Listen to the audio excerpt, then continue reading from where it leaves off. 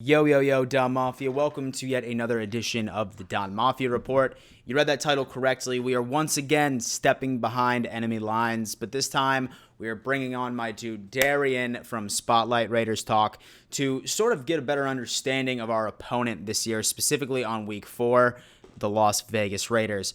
We're going to be asking questions such as what are his overall expectations of the team? How can the Bills actually beat them? And who the is Mark Davis's barber. And so before we even dive into that, I need to once again remind you that I did just get signed by an online sports network called Fan to Fan Network. It's launching July 4th. There's going to be a website where you're going to see blogs from me, videos from me, podcasts from me, along with 31 other YouTubers who cover their own respective team.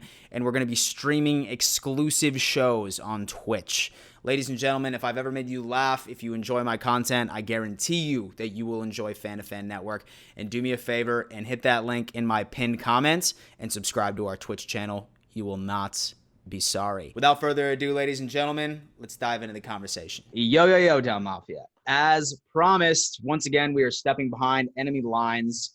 This time I have my buddy Darian, who is also a part of the Fan to Fan Network, which is launching Saturday, July 4th. Make sure you subscribe to the Twitch channel and visit our website when you have a chance. And we're going to be dissecting exactly what Darian thinks the Las Vegas Raiders, not the Oakland Raiders anymore, right? What exactly they are going to be doing this season as an overall outlook, if you will. So Darian, why don't you go ahead? Why don't you introduce yourself to the Don Mafia, and we'll go from there.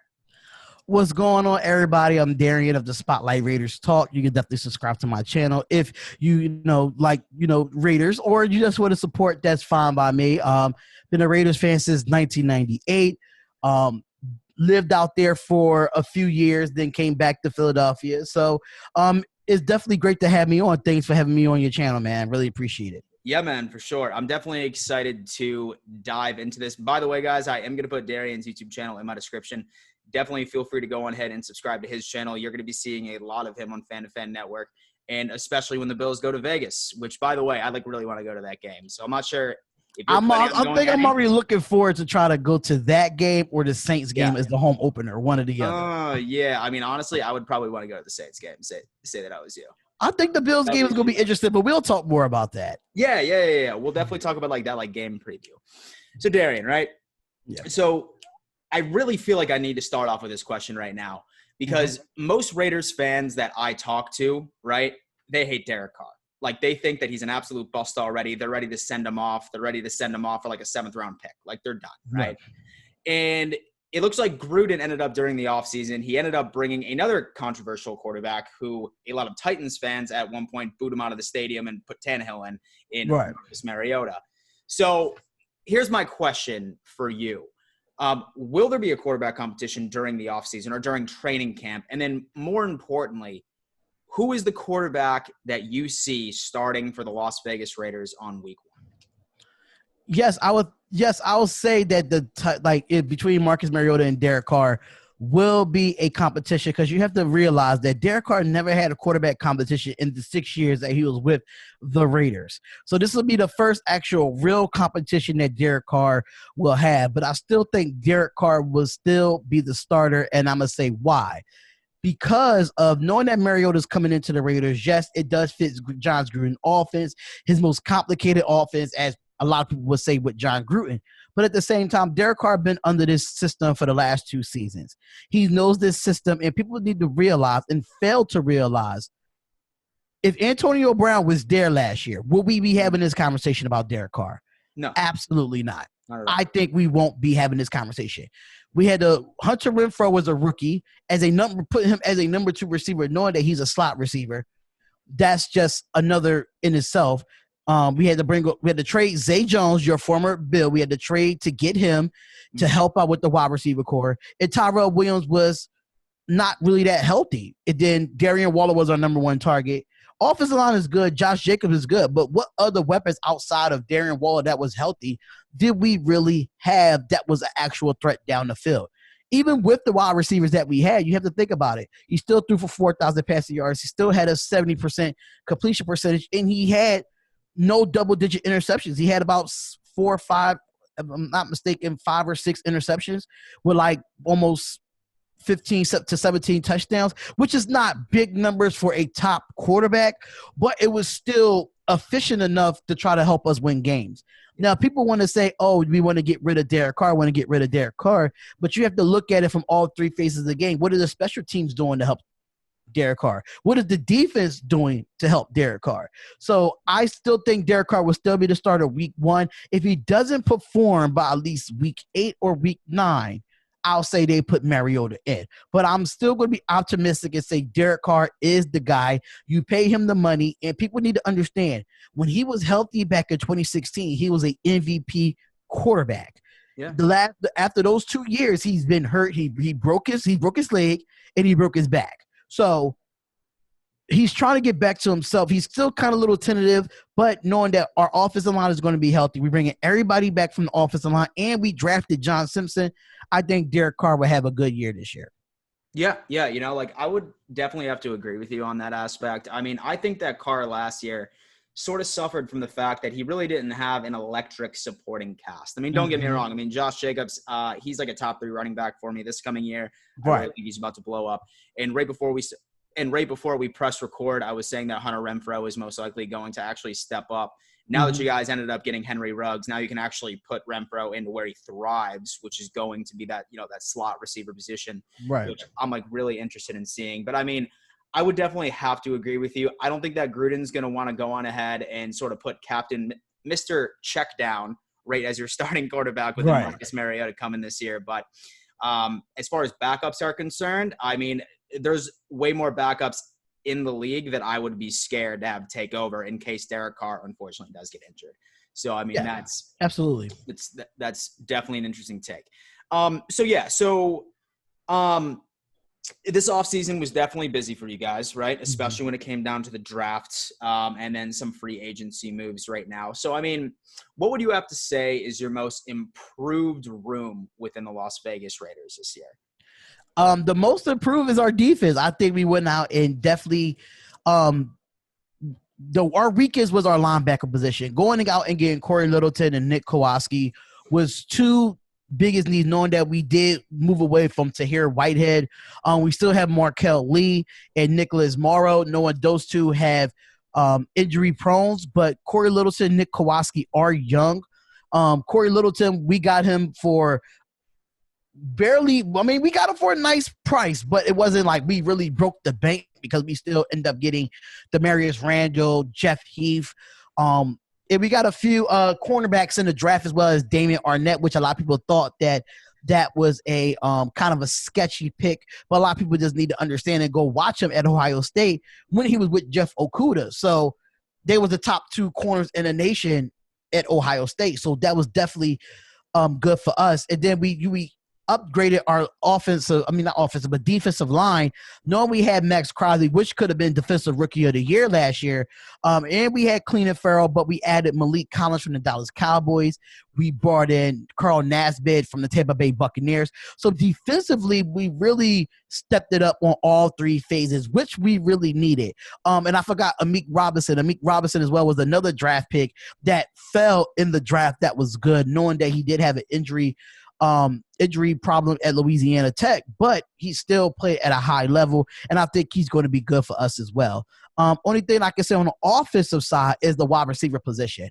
We got Brian Edwards, we got Henry Ruggs, and Lynn Bowden Jr. is a joker of an offense. You could put him at running back, you could put him at slot, you could put him at you could put him in jet sweep, so any type of thing of that nature. He's just an all-around player. So I think we made upgrades to the depth of our team because that was the problem last year. We didn't have no depth after our players got hurt. After Tyrell Williams went down, we had to rely on Hunter Renfrow or Zay Jones or Darren Waller, knowing that Zay Jones coming over, mid-season, he still had to learn the John Gruden's offense. And now adding Nelson Aguilar from the Philadelphia Eagles. So our wide receiver depth chart is really deep. And I think for on defense, Tanner Muse that we got from Clemson as well, he's going to be a product of that linebacker position because he did play safety, but he has a body of a linebacker. So I think mainly defense and on offense is just the wide receiver position. But tight end, Tight end was pretty good too, knowing that we did get Nick O'Leary and we did get Jason Witten. So we did do a lot of acquisitions, but mainly the defense was the more important thing for me. Yeah, for sure. It's funny because like I've done my research on the overall roster of the Raiders, like not very much, but just a little. But I mean, like you just rattling off some of those names. I mean, like this team, like from a roster perspective, is pretty fucking stacked, right? Yeah. Like from that, right? And I mean, I feel like a lot of people are sleeping on the Raiders this year.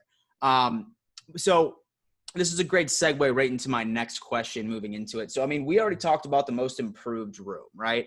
And you rattled off, some like huge star power. I mean, like the Raiders are definitely set for the future. That's for sure. Absolutely. So, which brings me to this question right here.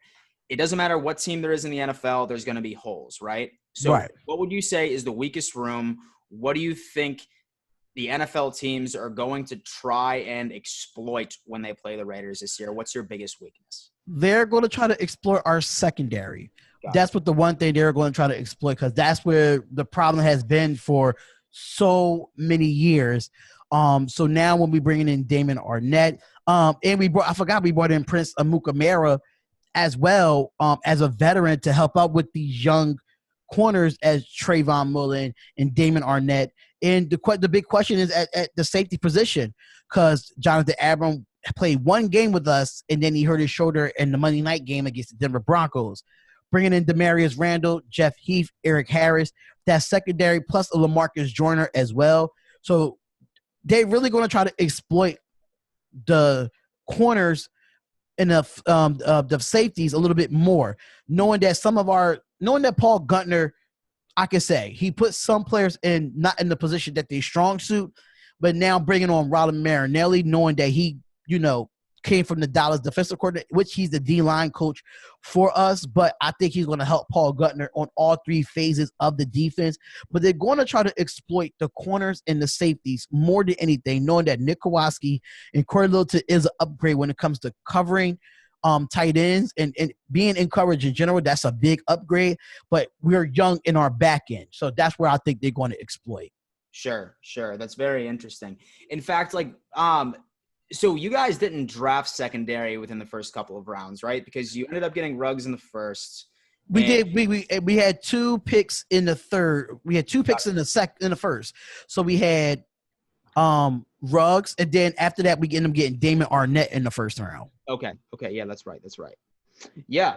I mean, that's definitely going to be interesting. I mean, especially once you guys start going up against, like some of those teams that are just like a pass attack first type thing, right? So, I mean, that's going to be intriguing.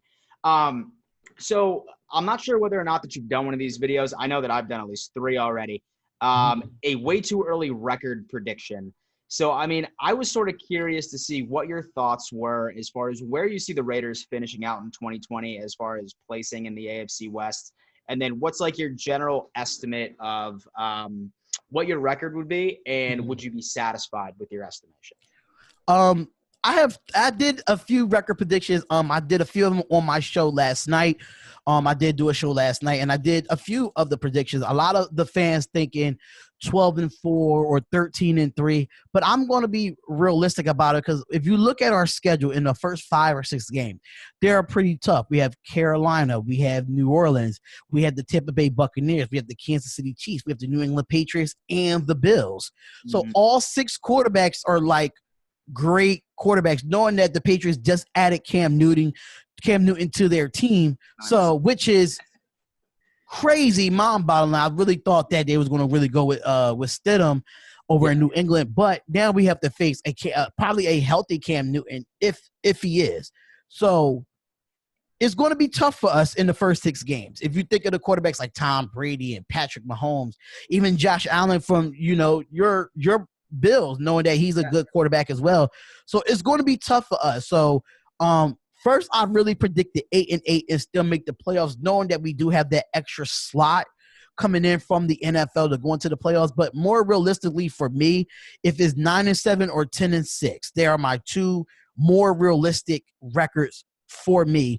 I'll be satisfied with both of them. If we get to 12-4, I'll be ecstatic. I'll be excited. But realistically, I love the 10-6 or the 9-7. I would be very satisfied with that, just because of our of our first 6 games. I mean, I think we could split with Denver. We could split with LA Chargers. Is going to be up to the Kansas City Chiefs is where that's going to be our biggest challenge in that division. And even though that Denver upgraded and the Chargers, all 4 teams upgraded, making it one of the top divisions in the league, with Jerry Jeudy going to Denver, Justin Herbert going to the Chargers. It's a lot of talent in that division. So I can see us probably being number 2 in the division behind the Kansas City Chiefs in making the playoffs. But it's going to be competition all the way down from all 14. So 9-7 or 10-6, I will be satisfied with. Okay, that's awesome. That's awesome. Yeah, I mean, I'm definitely interested in that. I mean, honestly, I do think that the Denver Broncos are a little overhyped in my opinion. I mean, yeah, they did end up getting some like really nice draft picks, obviously, but I mean, I still think that there's a lot of questions with Drew Lock.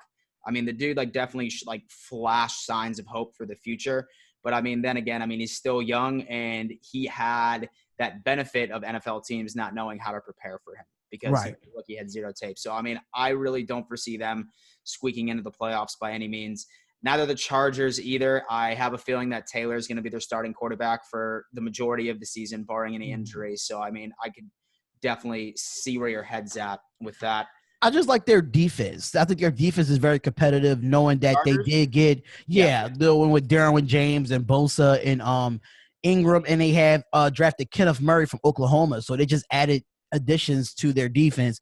So that's where our offense versus their defense, that's going to be the challenge for our Raiders. Interesting. Yeah. All right. So during all of these interviews, I always have to ask, because I mean, this is obviously a Bills channel, right? And I always like hearing a non-biased take about the other YouTube creators' thoughts on the Buffalo Bills in general, right? Like, I mean, I can try to tell you that I'm not biased, but I mean, I'm a damn Bills fan, right? Like, I'm like, there's nothing they can do wrong in my eyes, you know? Right. As much as I try. But like, all right. So, I mean, what are your expectations for the Buffalo Bills this year, right? I mean, we understand that so the Patriots just ended up making a very unlikely move in getting Cam Newton. But what are your thoughts? What are your expectations of the Buffalo Bills? Where do you see them finishing in their division? And do you see them actually having a team that's good enough to actually make a run into the playoffs this year? I've been saying this even on the Spotlight Sports Network YouTube channel. Okay. The Buffalo Bills will win the AFC East. My dude. Thank you. They will win the AFC East. They are the most complete team in the AFC East. And I'm going to tell you why. You traded for Stephon Diggs. That's one. So you brought another weapon with a Cole Beasley, and you give more weapons to Josh Allen. That's just what it is offensively. Defensively, you're stacked. You're always top 10 or top 15 in defense. I can't see any other team being more complete than the Buffalo Bills. Yes, the Jets did upgrade a little bit. Yes, the Dolphins, they had a great draft, but they're still a young football team. We don't even know what's the quarterback situation with Tua. Is he going to play? Is he going to be ready to play by the time that happens? And then you have the New England Patriots. Yes, they did get Cam Newton, but outside of Julian Edelman, who else do they have on the offensive side? Defensively, they're good, but I feel like Josh Allen could take them back to the playoffs. And I think they will win the division, and they will they just have to learn from the last year's game against the Texans, because I had y'all beating the Texans. Me too, man. Oh, that was just mind-boggling to me what happened. It hurt. It really hurt, because y'all it was a good game, and y'all, I don't know what happened with Deshaun Watson on that final drive, but at the end of the day, turned it on, man. He turned it on. he turned it on, and I feel like now, if y'all do have to go back and play the Texans again, I think y'all will have a chance because of the upgrades that y'all did offensively and defensively through the draft and through free agency. Y'all brought depth to your team. So I've been saying this since the season was over. I said, if Tom Brady leaves the New England Patriots, it is the Bills' time to take over that division. Then I have it ranked as Bills, Patriots, Jets, Dolphins. That's how I have it ranked as of right now. Mm-hmm. But Jets and Patriots could probably be back and forth depending on what happens when they play each other. But right now, Bills will win the AFC East. Oh, man, that is music to my ears. That is music to my ears, man. Honestly, So right as a Bills fan, I mean, I've been waiting for a long ass time for us to actually be a team that like most people can agree, like, yeah, like they're actually contenders. Like, I mean, it's Right. weird for me to hear, right? It's like super. It's weird because it's been so long, right? Yeah, So exactly, man. Exactly. It's tough. I mean, I'm like really excited for the Vegas game. I'm really excited to see that matchup. I think that you and I will definitely hop on each other's channels closer to that matchup, and like we'll sort of do like a game preview. Obviously, we'll probably do like a live conversation on Fan Network too.